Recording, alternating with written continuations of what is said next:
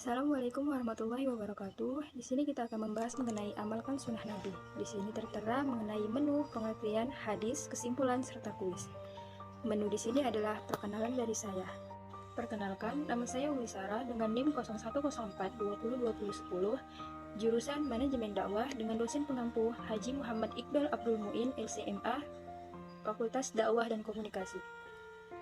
Masuklah kita ke pengertian sunnah. Menurut muhaddisin, sunnah diartikan sebagai segala sesuatu yang dinuklirkan dari Nabi Shallallahu Alaihi Wasallam, baik berupa perkataan, perbuatan, maupun berupa takrir, pengajaran, sifat, kelakuan, perjalanan hidup, baik sebelum maupun sesudah Nabi Shallallahu Alaihi Wasallam. As-sunnah menurut para fuqaha adalah suatu perintah yang berasal dari Nabi Shallallahu Alaihi Wasallam, namun tidak bersifat wajib. Sunnah adalah satu dari hukum taklifi yang 5, yaitu wajib, sunnah, haram, makruh, dan mubah. Para ulama usul fikih menjelaskan sunnah adalah apa yang bersumber dari Nabi Shallallahu Alaihi Wasallam selain Al-Quran, baik berupa perkataan, perbuatan, atau pengakuan beliau. Ada 10 sunnah Nabi Shallallahu Alaihi Wasallam untuk menghidupkan kebiasaan produktif seorang muslim. Yang pertama, tahajud, karena kemuliaan seorang muslim terletak pada tahajudnya. Insya Allah, doa mudah terkabul dan kita semakin dekat dengan Allah. Yang kedua, membaca Al-Quran setiap hari, sesibuk apapun kita, bacalah walau seayat. Yang ketiga, zikir setelah sholat. Zikir yang dicontohkan Nabi Muhammad SAW yaitu Subhanallah, Walhamdulillah, Wala ilaha illallah, Wallahu akbar. Yang keempat, menjaga sholat sunnah rawatib, mau kan dibangunkan kembali di surga. Yang kelima, zikir pagi dan petang. Dan yang keenam, jangan tinggalkan masjid, karena surga ganjarannya bagi pemuda yang hatinya terpaut dengan masjid. Yang ketujuh, menjaga sholat duha, karena salah satu kunci rezeki terletak pada sholat duha. Yang kedelapan, jaga sedekah setiap hari. Yang kesembilan, menjaga wudhu, karena Allah menyayangi hamba yang menjaga wudhu. Dan yang kesepuluh, amalkan istighfar setiap saat. Dengan istighfar, masalah terjadi karena dosa kita akan dijauhkan oleh Allah Subhanahu wa Ta'ala. Masuklah kita ke inti dari pembahasan kita, yaitu keutamaan mengamalkan sunnah Nabi. Ada 4 keutamaan mengamalkan sunnah Nabi. Yang pertama, memperoleh mahabbatullah atau kecintaan Allah. Yang kedua, memperoleh mayitullah atau kesadaran bahwa Allah Subhanahu wa Ta'ala senantiasa melihat kita. Yang ketiga, memperoleh jawaban dari doa yang kita panjatkan atau terkabulnya doa. Yang keempat, memperoleh kesempurnaan dari segala kekurangan dalam mengamalkan kewajiban.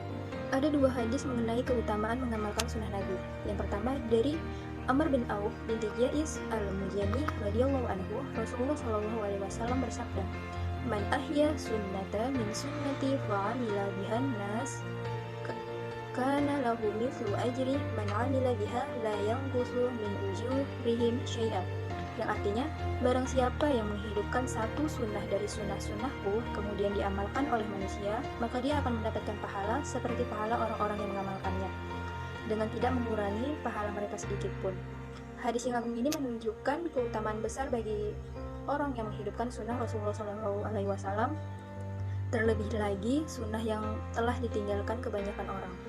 Hadis kedua yaitu dari Abu Bakar bin Abu Saibah berkata, telah menceritakan kepada kami Abu Muawiyah dan Waki dari Al-A'mashi dari Abu Syahih dan Abu Hurairah.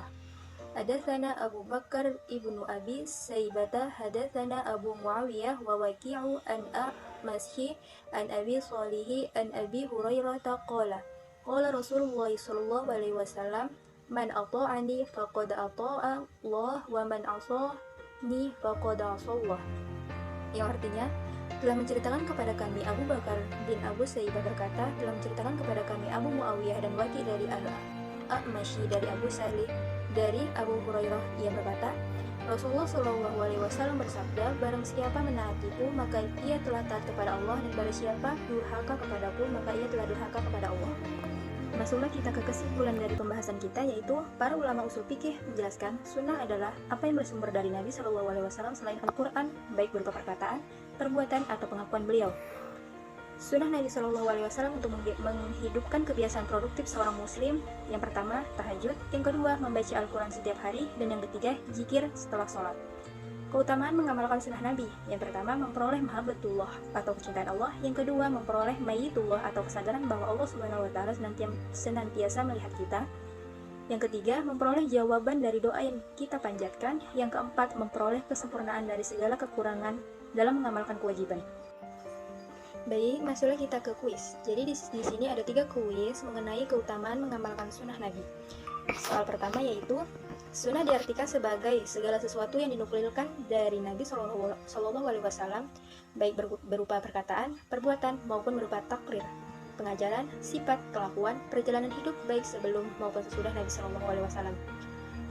Adalah pengertian dari sunnah menurut.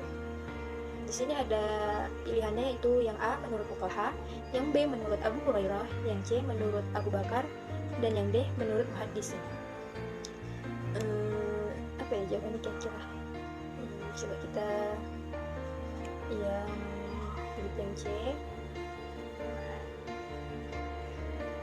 Ternyata salah. Yang D. Dan ternyata jawabannya D, yaitu menurut muhaddisin. Soal yang kedua yaitu, ada berapa keutamaan mengamalkan sunnah Nabi? Ini merupakan inti dari pembahasan kita tadi. Di sini ada pilihannya. Yang pertama, yang A 10, yang B 4, yang C 3, dan yang D 7. Jawabannya adalah B, benar. Dan soal terakhir yaitu, dan sebutlah nama Tuhanmu dalam hatimu dengan merendahkan diri dan rasa takut, dan dengan tidak mengeraskan suara di waktu pagi dan petang. Dan janganlah kamu termasuk orang-orang yang lalai. Terdapat dalam surah apa mengenai zikir pagi dan petang tersebut? Ini tadi merupakan 10 sunnah Nabi yang menghidupkan sifat produktif seorang muslim. Jadi pilihannya yaitu di yang A surah Al-A'raf ayat 5, yang B Al-Waqiah ayat 10, yang C Al-Baqarah ayat 106, dan yang D Al-Mulk ayat 3. Jawabannya adalah, coba kita buat yang C, yang B. Ternyata salah. Yang D juga salah. Apa ya?